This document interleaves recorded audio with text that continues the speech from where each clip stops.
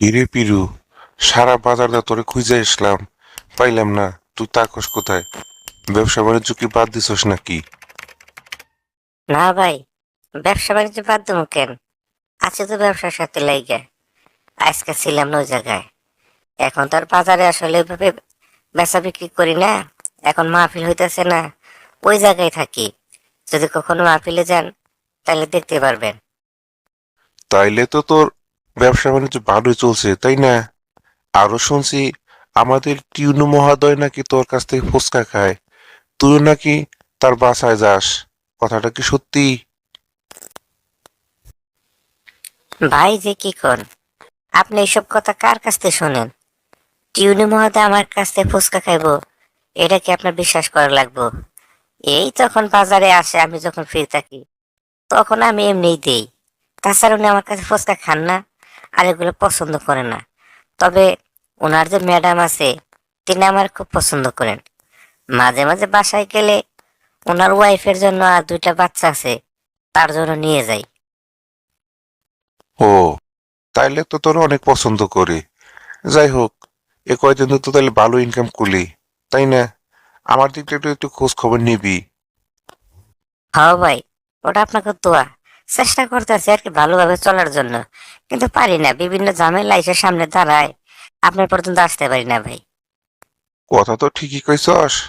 আসলে ঝামেলার তো শেষ নাই, কিন্তু আমার ঝামেলাটা তো থাইকে যাইতেছে। এই দিক দেখ তো, তুই একটু তাকাস না। এটা কি কোনো ব্যবহার হইলো?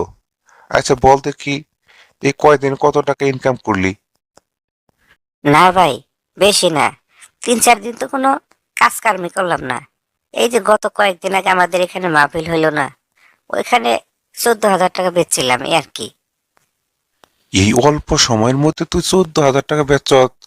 তোর যে ব্যবসা, তা তো আমি মনে করি তোর এখানে 7,000 টাকা ইনকাম হয়েছে, না আরো বেশি? হ্যাঁ ভাই, মিশা কথা কম না, ওই রকম হয়েছে, কিন্তু আমার খরচ পাতি আছে না। 7,000-এর উপরেই হবো একদিনে আর কি। ভাই, তোর এত টাকা ইনকাম, আর তুই আমার এই কয়টা টাকা দিতে পারতেছিস না? তুই একবার হিসাব কর। তোর কাছে তো বিদেশিও ফেল। তুই যদি মনে চোদ্দ টাকা 1 মাস কাম করিস, তাইলে আমাকে গ্রামের মধ্যে তোর বাড়িতে আগে বিল্ডিং উঠবো। এত টাকা তা কি করতাছস? দেখি না তো। তাইলে বুঝেন ভাই, একদিনে কামাই করছি 7,000 টাকা, তারপর টাকা রাখতে পারতেছি না। আর আপনি মাত্র কয়টা টাকা পান, তার জন্য আমাকে এত টাকা দিতে দিয়েছেন। যখন আমার টাকা হবো তখন আপনারা তো এমনিতে দিয়ে যাব, এটা কি আমার বলার লাগবো? তাছাড়া ভাই, টাকা তো 2 হাতে কামাই করি, আবার 2 হাতে খরচ করি। আপনি তো আমার সাথে চলতে পারবেন না, আমার বিষয়টা তো আপনি জানেন না। এই জন্যই কথাটা কইতেছেন। যখন টাকা হবো অবশ্যই আপনার কাছে দিয়ে যাব। আর এই যে আমার ব্যবসার কথা বললাম, এটা আবার কারোর সাথে শেয়ার করেন না। মানুষের শত্রুর তো অভাব নাই, এই দিকটা আবার একটু বিবেচনা করেন। তাইলে তো তোরে টাকার টাকাটা দিতে আমি মহা ভুল করছি। এ ভুলের তোমার শাস্তি হওয়া উচিত। ভাই, তুই আরে মাফ কইরা দে। আমি আর তোর কাছে টাকা চাবো না। তোর যে দিন বিবেকে মন চায়, যদি মনে করো যে আমার টাকাটা দেওয়ার দরকার, তাইলে তুই দিস। তাও তুই ভালো থাক। তোর ওই লাখ লাখ টাকা ব্যবসা আমি আর শুনবার চাই না। প্রিয় ভিউয়ার্স, দেখলেন তো মানুষের কাছে টাকা চাইলে কেমনি খাড়ের উপর পুটলি দেয়।